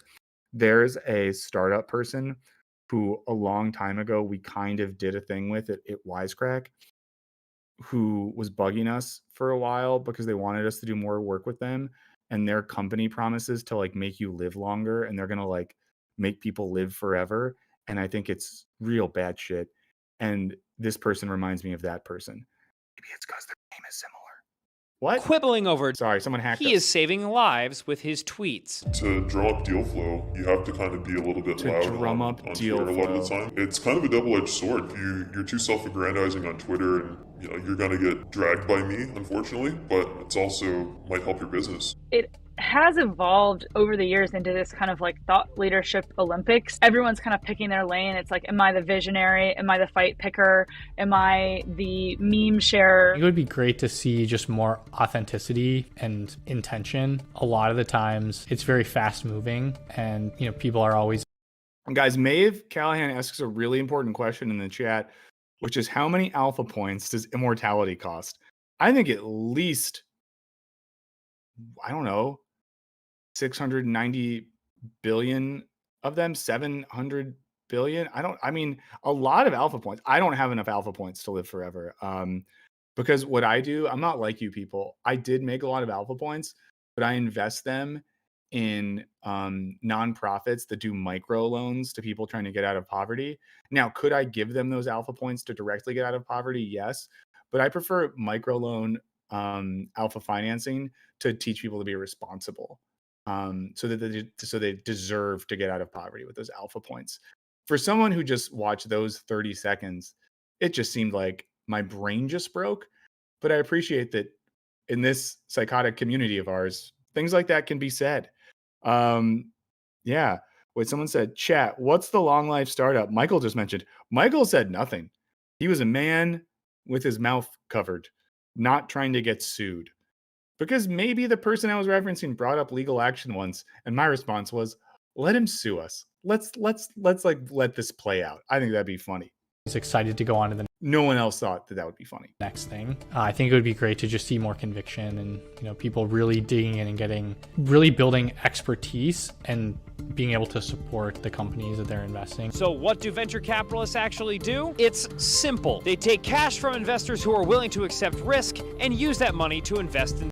Oh, so here's the thing, right? So this is what I did learn. So the venture capitalist is like the middle person. So I guess if I'm a venture capitalist and I have like a VC fund and it's called like, dry hole investments. And then I go to people and I say, put your money into my dry hole. And then I'm going to use that money to invest startups. And yeah, so I guess you're just like a weird middleman. Anytime where your job is just to be a middleman, Startup. Build their profile and land deals can make VCs act like they're doing more than that. But don't let the VCs fool you. They're humans just like. Oh my God, Maeve called him nerd Justin Roiland, and that makes perfect sense. But also, isn't that a little redundant? But that guy totally looks like Justin Roiland. Like us. Which means they only want two things: money and attention, but mostly money. Speaking of, if any investor is listening, I would now like to take this moment to advertise an exciting new media startup that helps narcissistic white boys from Massachusetts find their purpose in life. It's called... I'm here in beautiful Silicon Valley, California. Okay, that's fun. So this is, that's what Morning Brew does. I didn't know what type of videos Morning Brew makes. They advertised jobs for a while, and I was like, oh, what do these people do? Yeah, I mean, they don't really do anything. So that's one way that money works. We've got about half an hour left on the show today. This is Wisecrack Live. I am Michael Burns, joined by producer Henry. In the first half of the show today, we talked to YouTuber Alice Cappelle. I highly recommend you go back and watch that later if you're getting here and you missed that conversation. And I also think you should follow her channel. And we're here, we're talking. So again, I'll be honest with you. Maybe consider following our Patreon. You should. It could be fun. Maybe I'll try to make a video today. Maybe I'll start making the office hour videos on this day, and I'll use this little setup and have this be my little corner. Who knows? There you go. Does anyone? Yes. Yeah. So someone says, wait, this is Morning Brew. Yeah. It looks like this guy's channel is a part of Morning Brew. I'll investigate it later as an investigative journalist. So I think we have a couple options now. We have an article we could read. We could do some reading. We could watch a video about the recession. Now, I'm making a classic Wisecrack Live mistake right now, which is asking you what you want, because then you're going to say it'll be split down the middle and it's not going to help. Or we could, it's not on the playlist, Henry. I could obviously add it. Oh, it is on the playlist. Or we could skip all that and just like go old school, if you know what I'm talking about.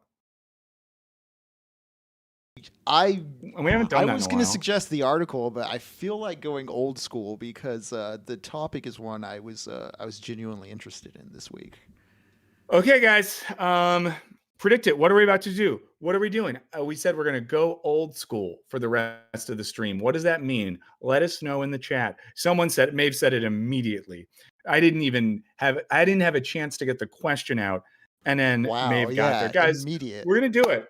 We haven't been, and maybe one of you is we should have someone who's our like lore master who keeps track of everything we do here and will pay you $10 a month. I don't remember when we last did a Harris hole. I think it's literally been probably as long as it's ever been. Yeah, I think the last one we did is we got partway into the treaties video, like the U.S. committing imperialism on itself and what it did to all the Native Americans. Yeah. But we stopped because it got way too woke for me. I said, I'm not here for woke Harris. Just give me information. Don't make it all woke. Yeah, he was getting too woke for his advertisers in that one, if I remember right.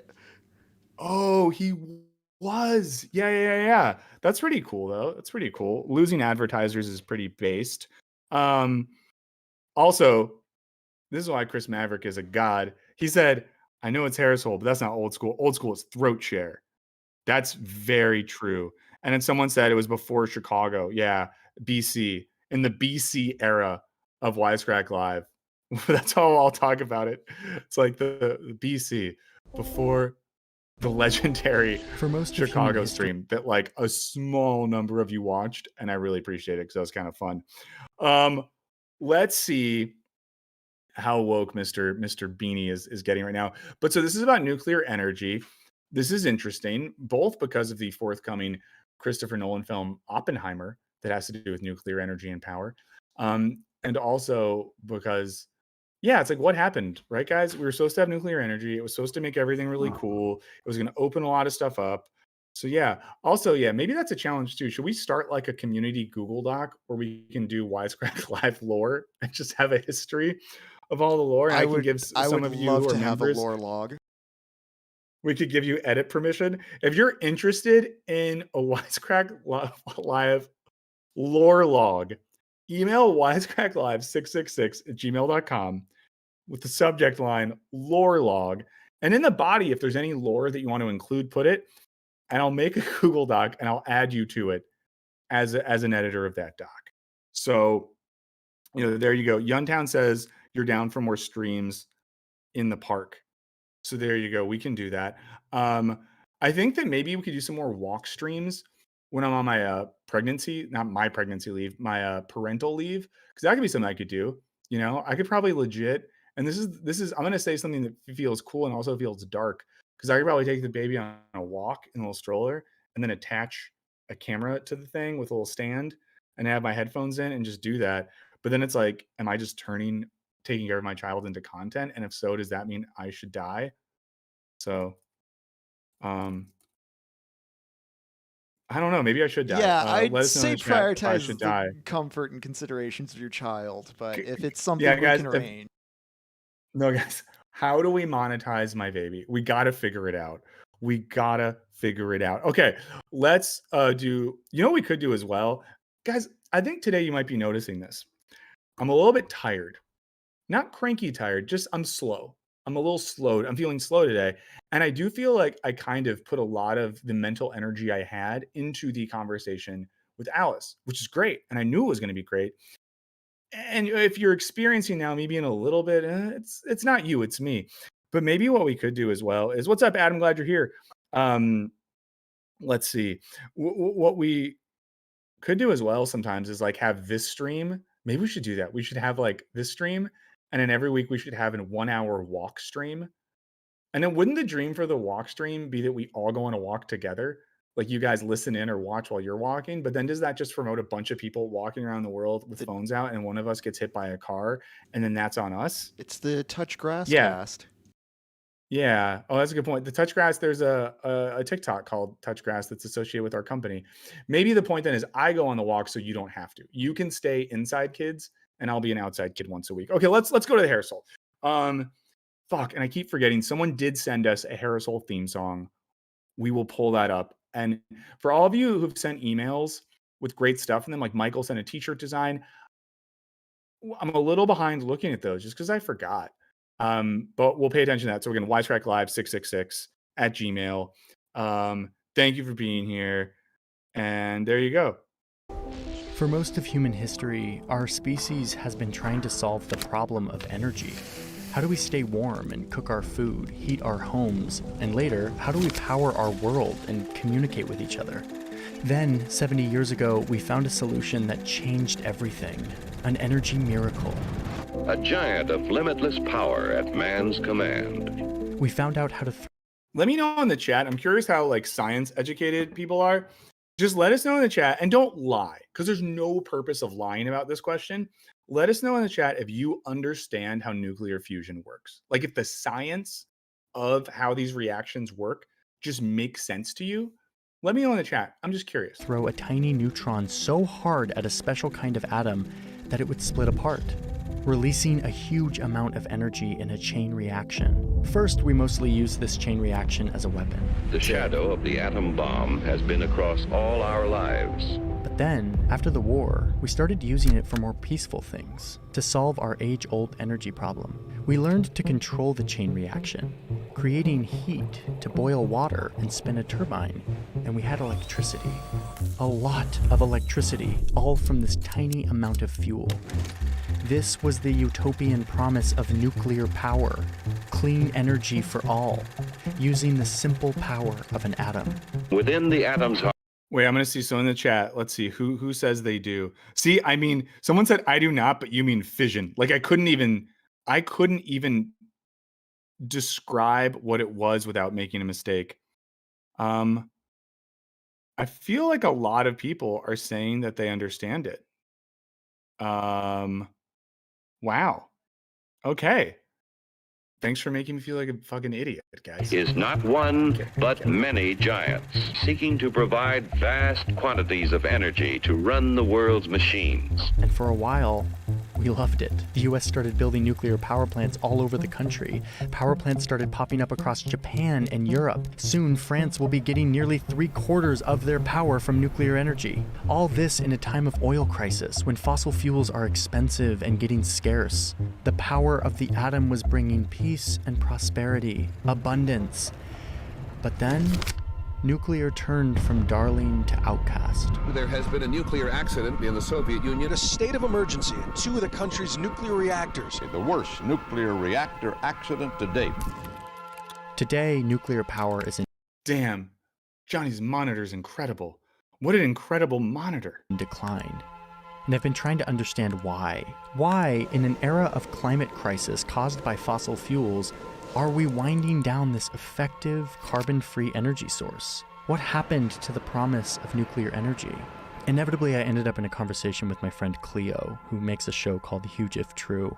She's someone who's reported on this a bunch before, and... I've never watched that channel. I don't know a lot about the Vox Extended Universe. Have you watched Huge If True, Henry? I have not. Yeah, me either. Maybe we should check that out. If you're in the chat, let us know if that's a channel that you like. And was the perfect person to talk to help me sort this out. Why is nuclear energy not like the saving grace of our civilization? We like sort of gave up.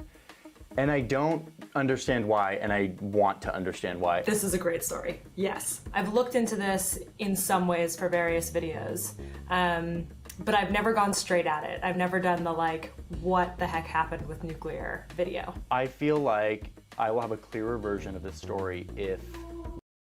Dominic in the chat said, crazy idea, but maybe this would have gone differently if science didn't need to be good at doing war to be studied. That's a good comment in the chat right there. That's all I got to say. Howard says Chloe's great. It's a fun name. I've known a few people in my life named Chloe. They're all very nice. We can do it sort of tag team. Are we gonna do the cynic optimist thing? Maybe, yes. Here's the plan. I'm going to go down the rabbit hole on why people are afraid of nuclear energy. Like, what is the actual deal here? What are the events and the things that freak us all out? And I'm gonna figure out, okay, so what do we do about that? How do we use nuclear in the future? And we can compare notes to look at, like, is there a future for this technology, and should we actually be as afraid as we are? Awesome. All right. Okay. Oh, all right. Boy, I know so much more about nuclear. His different hair 4 weeks later, he's buzzed the sides a little bit. Energy than I did a few. It's like when you don't have something, you pay attention weeks to it. ago, and I'm very excited to share it with you. And Cleo is actually on her way right now. Like, she's about to show up to the studio, and we're going to do a little show and tell explainer, and it's going to be very exciting. But first, I need to thank the sponsor of today's video, which is Grammarly. I just want to see who it is. Grammarly is something I've been Grammarly. using Let's for see, ages. I'm gonna skip Already ahead knows a little very bit. legit, which is energy. Let's go. Grammarly's not a bad sponsor. That's one that at one point I asked if we could get because I was like, it just doesn't seem evil. Why not? Oh my God, you made it. Hi. Welcome to our studio. Hi. Hi! These are some real content creators who like walk in with the camera ready and everything. I suppose that's normal background radiation, the kind you find in any well-maintained nuclear facility. Just some radioactive waste. But what exactly is nuclear energy? I don't know, but I know someone who does. Okay, let's do this. We went deep in this on very different sort of aspects of nuclear energy, but we agreed upon 3 major buckets that are... Guys, Chris Maverick has a really important point. And, you know, Chris is a PhD, so we have to take this seriously. He says, Johnny just said he's going down the rabbit hole. I'm sure he said his last name at some point. I think that means we could probably forge a nice, I'm going to go down the Harris hole soundbite. That's very true. If you are a sound editor, let us know. Handsome Head Injury said, this dude is super annoying. Why are we watching this? So Handsome Head Injury, that's a really good question. Now this gets back to lore. Wisecrack Live has a complicated history with Johnny Harris. You know, I would say when we first started watching Johnny Harris videos, it was more from a position of being kind of critical, especially because our bud, Tom Nicholas, who has a really good YouTube channel, did a video famously criticizing Johnny Harris for some stuff. But, you know, as we've watched the videos, you know, I used to describe it as we hate to love him and we love to hate him, because there are elements of his videos that are good. But in the past year or so, or however long it's been, because I don't have the Wisecrack lore timeline in front of me, he has kind of gotten a little bit more based, and it's been interesting to track. Also, it's interesting to track hairstyle, beanie usage, things of that nature. The reasons we believe that... And because he has soup. Thank you, Virgil. I forgot to say the most important thing. Maeve said he's our Jar Jar Binks. I want to say that, like, you know, and I have not seen everything in the chat today, so take this with a grain of salt. I do want to say I think Maeve Callahan is the chat MVP today. Don't come at her for that.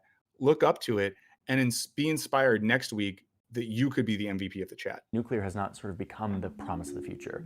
Let's call them nuclear's 3 big problems, and they are accidents, waste, and cost. You understand these 3, and you really understand nuclear's big issue or nuclear's big solutions. I want to start with accidents, because accidents really are, I think, the biggest, most powerful thing in our popular imagination of why nuclear is scary. Totally. When you think of nuclear power plants, at least for me, I thought of like Chernobyl. Chernobyl is this really scary event that happened in Ukraine in the late 80s when a nuclear reactor melted down and then exploded and spewed radioactive material. Guys, Chernobyl is so fucked. I wonder if any of you in the chat right now haven't heard of Chernobyl. It was fucked. Invisibly to the sky. Hundreds of thousands of people had to evacuate, and it turned the entire area into this like yeah, Scott, that's a very good point. And we did appreciate when Johnny engaged with toxic wastelands, and it just has this very sort of scary apocalyptic energy to it. I mean, it's the reason why it's like the subject of this really popular HBO show. Chernobyl led to the death of hundreds of people. I think a lot of people think it's like tens of thousands of people. It was really hundreds of people. Good point, Chris. Radiation, exactly. And then a lot of people were displaced. They had to leave, and that causes a huge disruption and is a major human cost. The numbers aren't massive here compared to other disasters that occur, but it's the Hey, Youngtown, thanks for hanging out. Really appreciate it. Tell your dog we said hi because we love dogs. Spectacle of it. Like, you see this and you see what radiation does. Radiation is this really weird invisible thing that, like, you can't see, but like suddenly if you're exposed to it in high doses, it can start to like break down a good the day. very Check out the building Alice blocks part if you haven't of your yet. cells and just sort of deteriorate your body like from the inside. Like, it's really sort of gruesome and hard to think about and look at. And I think that leaves an impression on people. This isn't the only event that has happened. Here in the United States, we had a nuclear accident at 3 Mile Island. 147,000 people had to temporarily evacuate. It led to no deaths, but I think that's surprising for a lot of people. I think it is too, again, because of the spectacle. More recently, there was a nuclear disaster, the third sort of big one in Japan. After an earthquake off the coast of Japan, it created this like massive tsunami that washed up onto Fukushima. Whoa! Sorry, that's tsunami pictures. Crazy. Tsunamis are mad scary. I don't like them. And the good thing is that weather is really stabilizing globally, and we're having less and less, disastrous and uncommon weather events. Weather's like super predictable. It's because temperature is really stable, and it means that the climate stabilizes relative to that. So that's a good thing to know in the future going forward. And there was a nuclear plant there that got completely overrun and broken down and had another meltdown. Okay, but it's not just accidents. Think about having this invisible, scary thing called radiation. And if you are someone who wants to do harm and you get your hands on this stuff, you can turn it into a weapon. And you're not even talking about controlling nuclear proliferation by focusing on where people get uranium and Like, imagine if Ultron got his hands on enrichment and all of that. You're focusing on once nuclear power plants are built, there's a security risk. Absolutely. And you see this in like polls and stuff. You have this public opinion poll here in the United States that asks Americans if they think we should use nuclear at all. Not like, should it be the #1 source or should we invest in it? It's, should we even use it as one of our sources? And look, almost 50% of... Someone said, tsunamis aren't related to climate change. Guys, we know I'm stupid when it comes to science. Beatmaster got me too. Guys, I don't know anything about science. Anything. So you got people don't think we should even have it at all. Like, we should do away with nuclear power. It's perfectly split. Yeah, it's a 50-50. The percentage of people who say that nuclear power is safe is going down every year and is at 47%. What happened? Let's do our own poll in the chat. What do you think? Nuclear power? Yes or no? In 2011. That's Fukushima. And it did in me too. Like, I feel... So say yes if you're like, yes, let's do nuclear power again. Say no if you're like, no way. I feel this association with nuclear power because of these events. This is Japan, and nuclear is in yellow. Right after Fukushima, you see that nuclear power in Japan just gets kind of squashed. So I think for me, the reason why accidents is like the top of this list is because accidents have this big psychological effect on people. I think we need to separate out, though, risk of accidents, which are terrifying, from safety of an energy source. Because well, we're yesing pretty hard. those are actually two different things. What we really want to know isn't how many accidents happen, it's deaths per unit of electricity production. Deaths per unit of electricity production? How many? But what is that relative to alphas? I hope they explain that, because I don't know how many alphas that would be. So like every electricity source is risky in its own way, and you can measure how many people die based on how much energy you make. Yes, this is the data for solar, nuclear, wind, and hydropower. Okay. So what you can see is that they don't have that many deaths per unit of electricity production. Why does hydropower kill people? I need to know more about that. What this is saying is that these are all really, really... Go ahead, Henry. My off the hip guess is like the labor construction being the most involved, but yeah.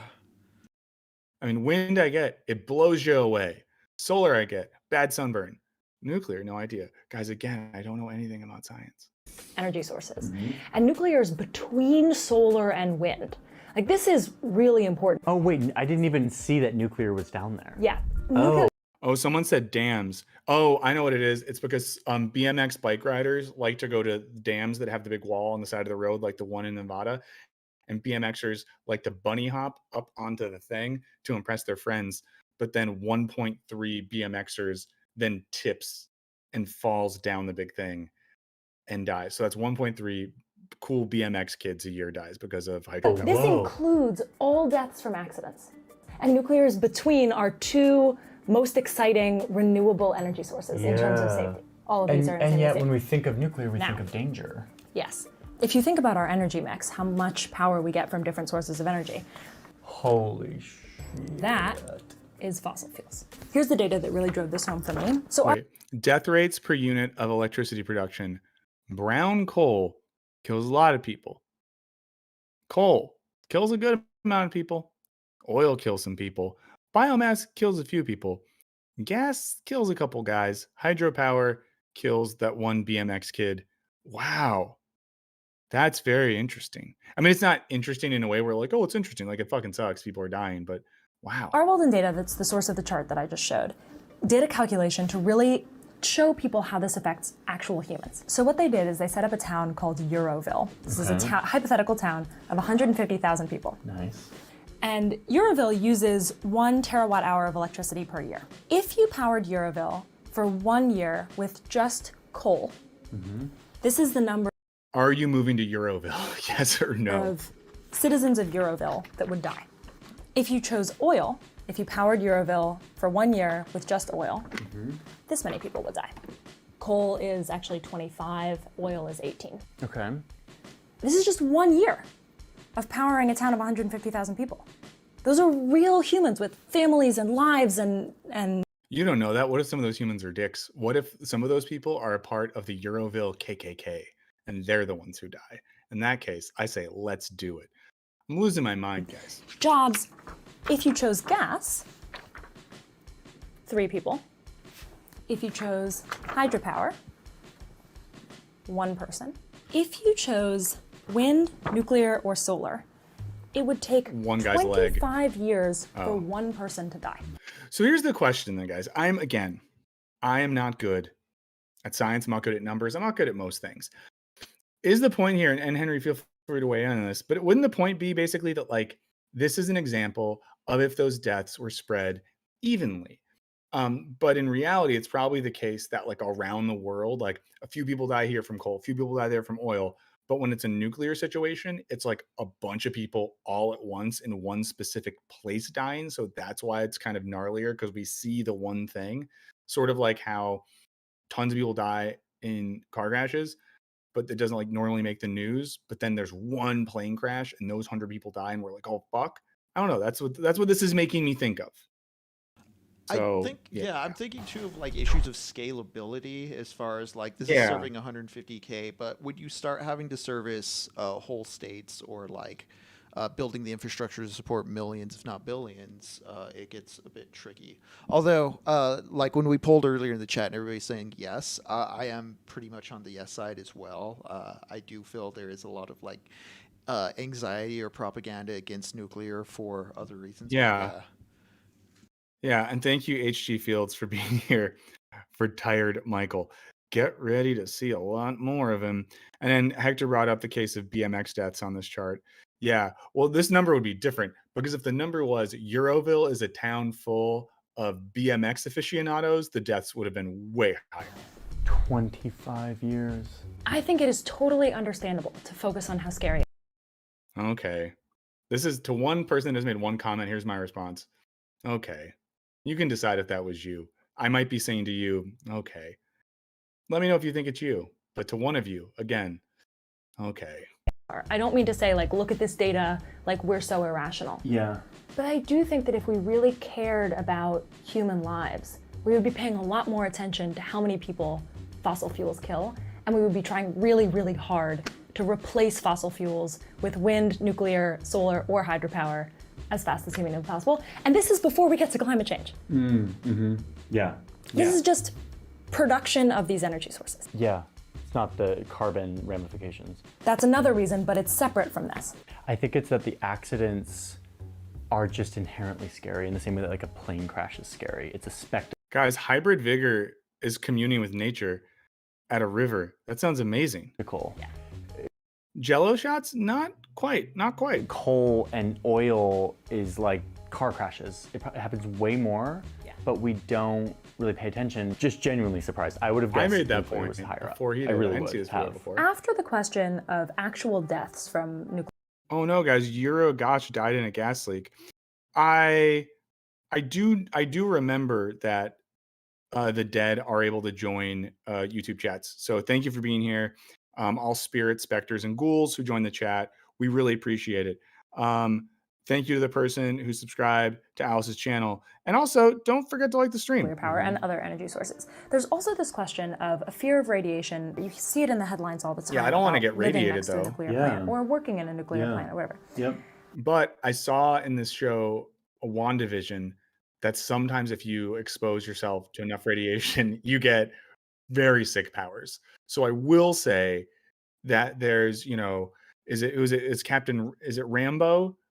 The woman who gets the powers in WandaVision? Maria Rambo? I believe right? it's Maria Rambo, yeah. Yeah. So I would say that is a really good argument for intentionally exposing ourselves to radiation. Don't you want to be a Hulk?